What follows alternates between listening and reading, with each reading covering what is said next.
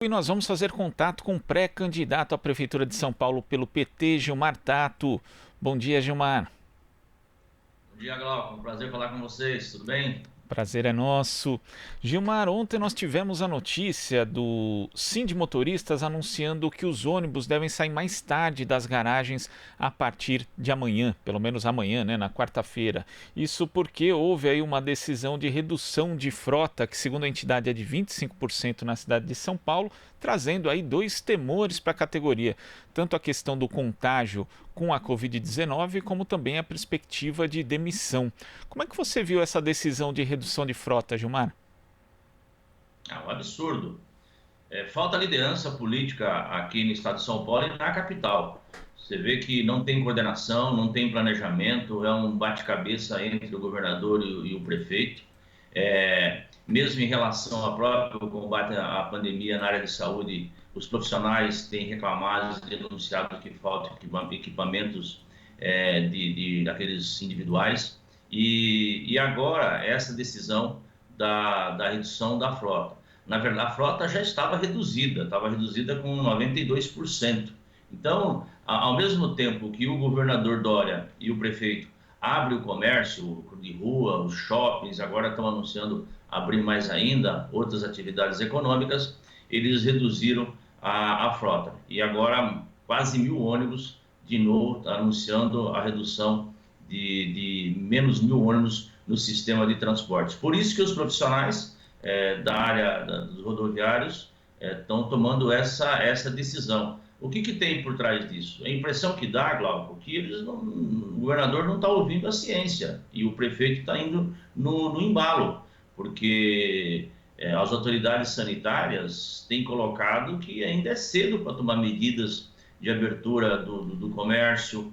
E essa medida de você reduzir a frota, o que significa isso? Significa que mais gente andando apertado no sistema de transporte, dentro dos ônibus. Então, não tem sentido nenhum. Não estão ouvindo a ciência, é perigoso. Chega o que o Bolsonaro está fazendo. O Dória, a impressão que dá é que o Dória está usando os mesmos mecanismos do Bolsonaro, tá certo? De pressão da questão econômica. Agora não é o momento de pensar na economia, não, gente. Agora é o momento de pensar nas vidas das pessoas que estão morrendo. Agora é o momento de criar uma renda básica para que as pessoas tenham que comer dentro de casa. E isso não está acontecendo. Não tem sensibilidade aqui no estado de São Paulo, na capital. Isso não pode, é um absurdo. Nós temos que denunciar todos os dias, entendeu? A gente fala muito do Bolsonaro, que é verdade, mas aqui o governador está tendo o mesmo comportamento e a prefeitura de São Paulo está muito frágil no sentido de peitar o governador, tá certo? E vamos lembrar que o Dória mentiu.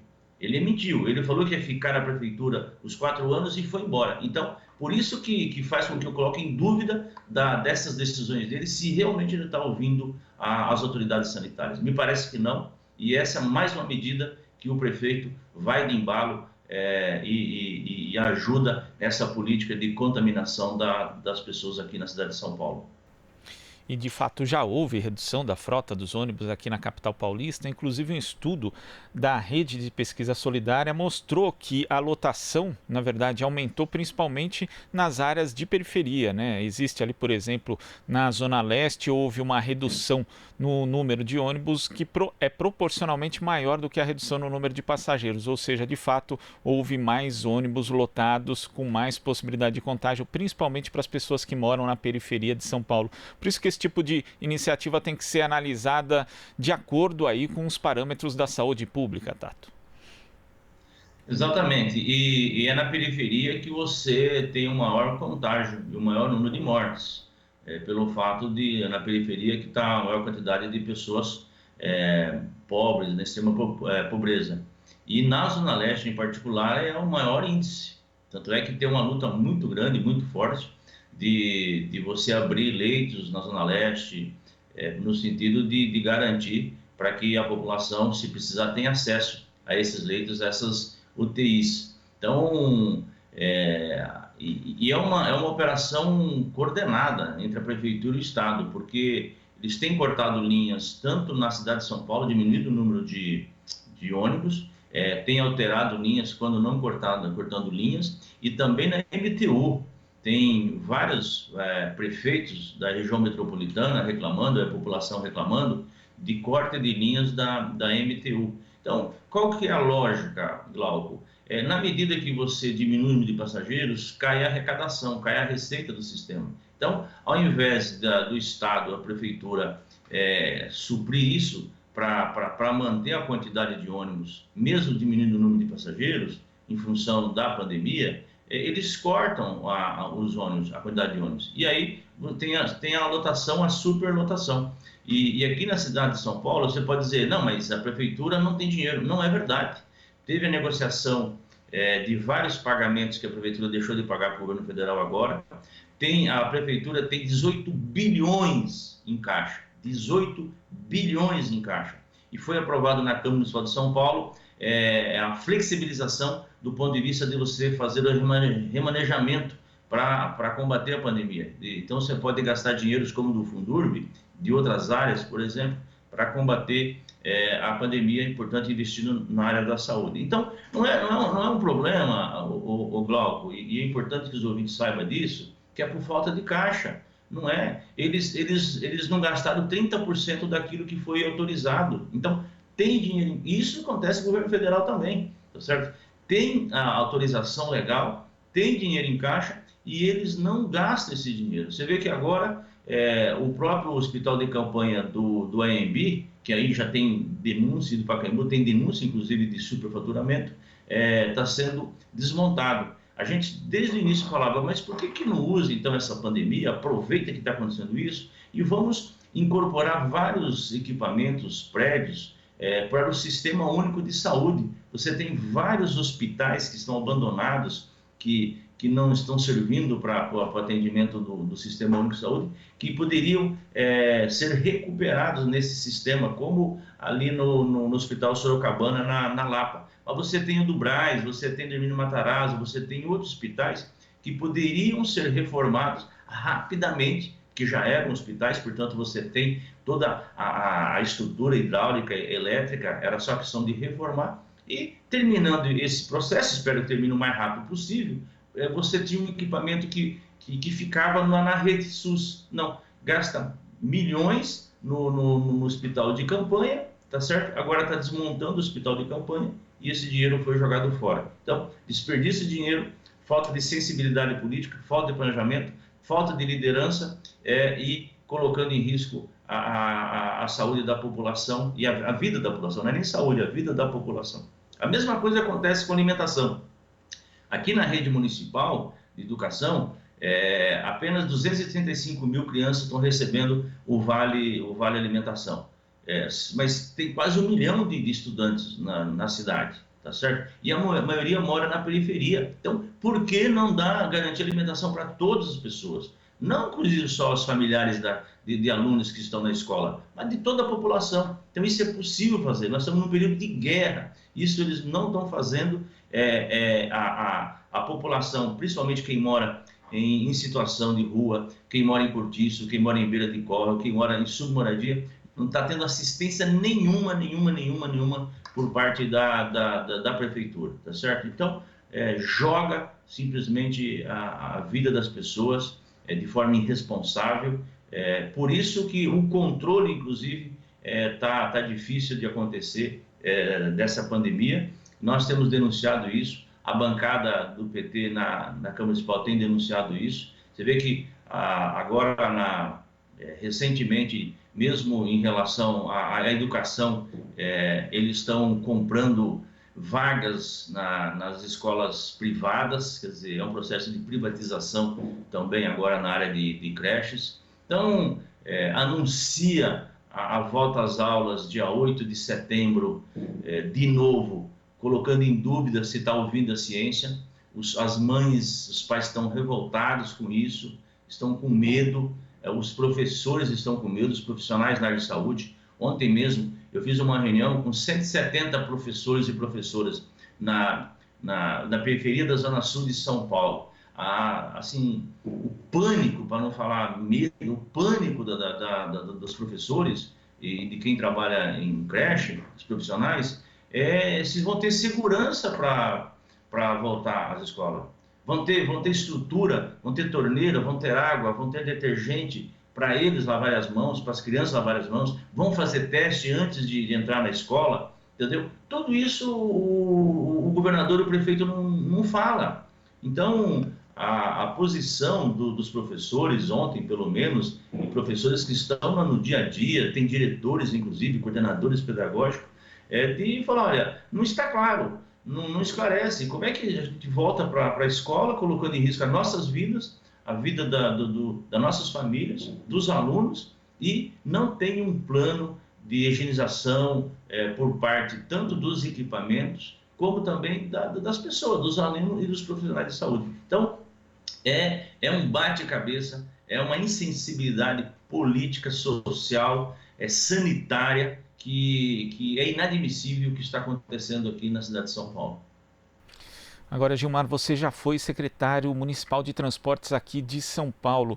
E a mobilidade urbana, ela é importante sob vários aspectos e dentro desse contexto de pandemia vai ser necessário, por exemplo, que ela seja discutida, que flua melhor até para a retomada da economia e também por conta da questão da própria pandemia, já que, segundo especialistas, vamos ter que ter cuidados aí sérios com a questão da higiene, com a questão de aglomeração durante muito tempo, já que a pandemia vai arrefecer, mas não vai embora totalmente. O vírus não vai embora, infelizmente. Então, você acha que chegou a hora de fazer essa discussão mais profunda, mais séria, mais articulada com os setores da sociedade a respeito da mobilidade urbana, já que é impossível, por exemplo, cuidar da saúde pública com ônibus e outros coletivos aí lotados no horário de pico, como a gente vê hoje na cidade? Olha, o sistema de transporte urbano já estava enfrentando muita dificuldade e está entrando em colapso, assim, em todas as cidades no Brasil, nas regiões metropolitanas. Então, nós vamos ter que rever tudo o que estava sendo feito.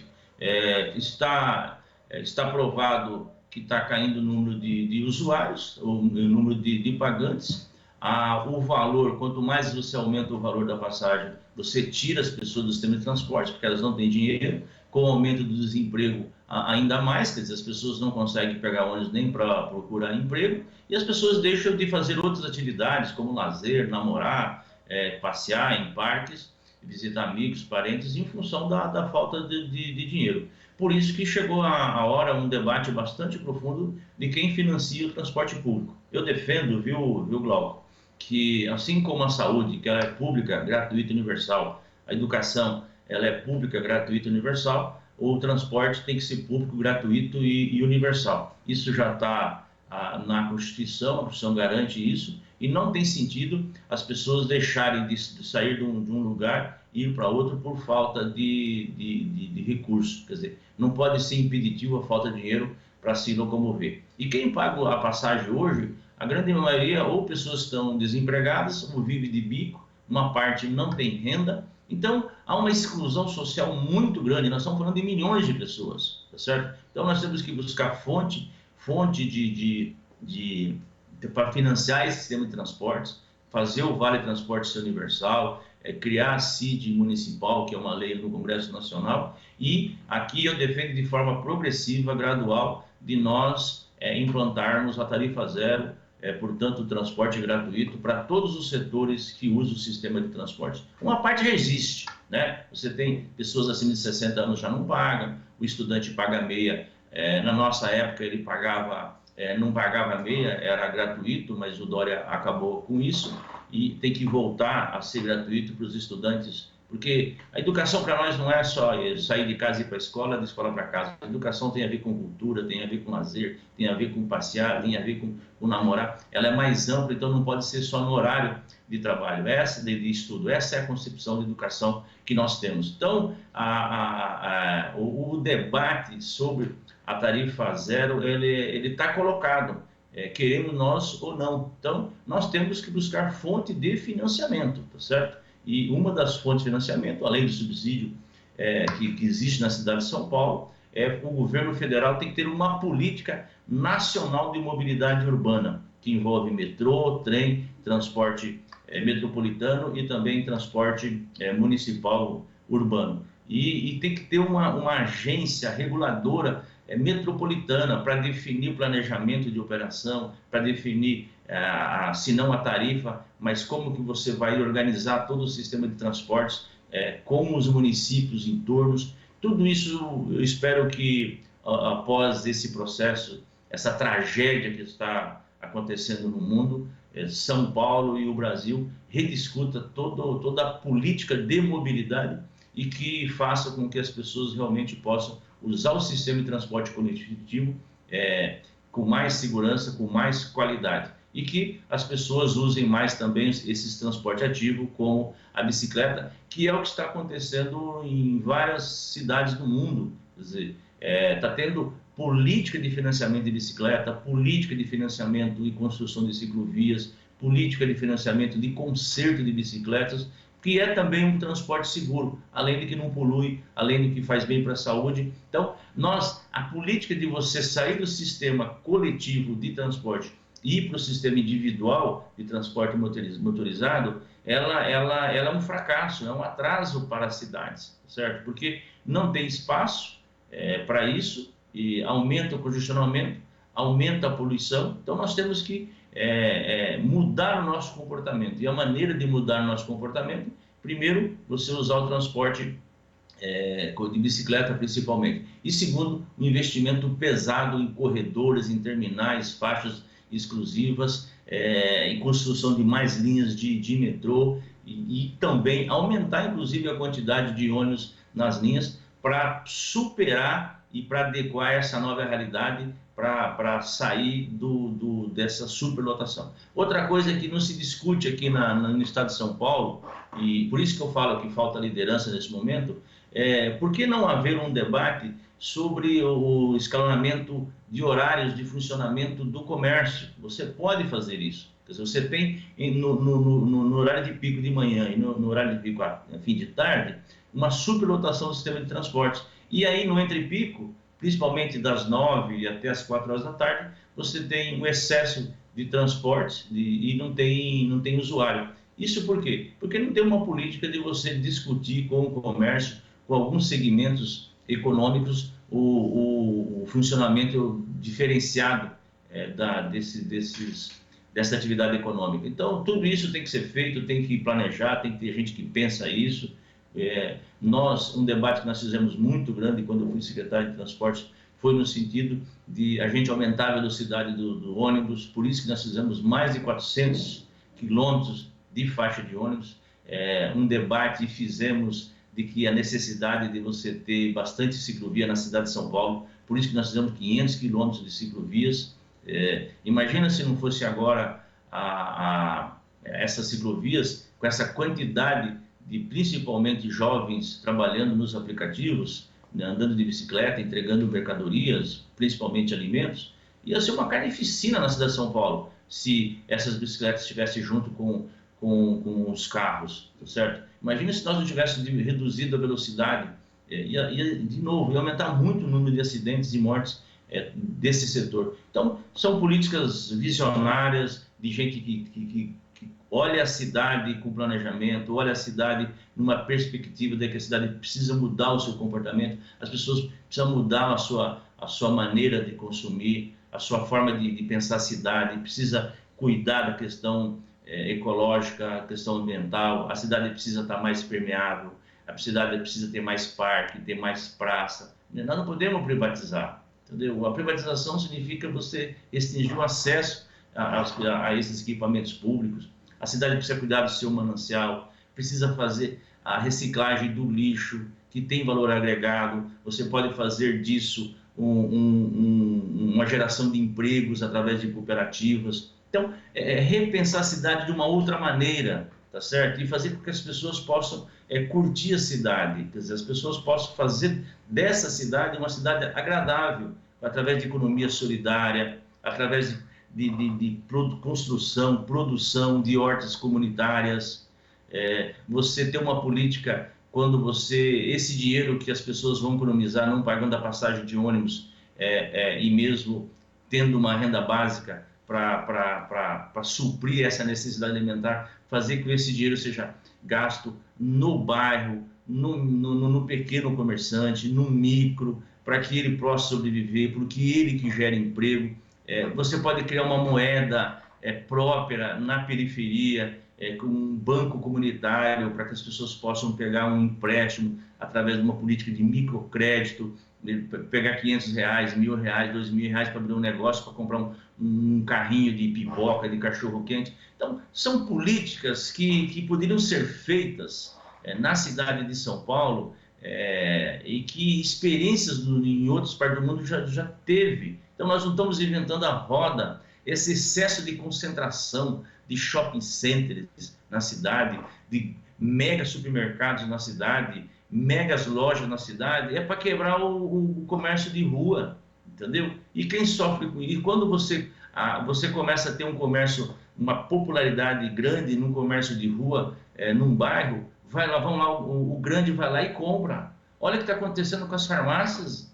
Acabaram com as farmácias assim, individuais da cidade de São Paulo. Então, são conglomerados que essa concentração aqui nós temos que acabar. Não é possível que nós vamos continuar com esse padrão de concentração econômica, colocando no desespero, no desemprego, milhões de pessoas. Então, e eu acho que o prefeito ele tem que coordenar isso, ele tem que fazer um debate sincero junto aos empresários da cidade, junto a todas as comunidades, todos os setores envolvidos, para garantir o mínimo de emprego e renda para que as pessoas tenham um mínimo de dignidade nessa cidade. Começa por São Paulo, E aí nós vamos fazer esse debate depois no Estado, no Brasil, mas São Paulo poderia liderar esse processo.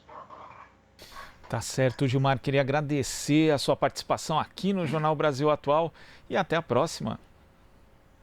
Eu que agradeço, Glauco. Bom dia. Grande abraço aos seus ouvintes. Conversamos aqui com o pré-candidato do PT à Prefeitura de São Paulo, Gilmar Tato. Aqui você ouve as notícias que os outros não dão.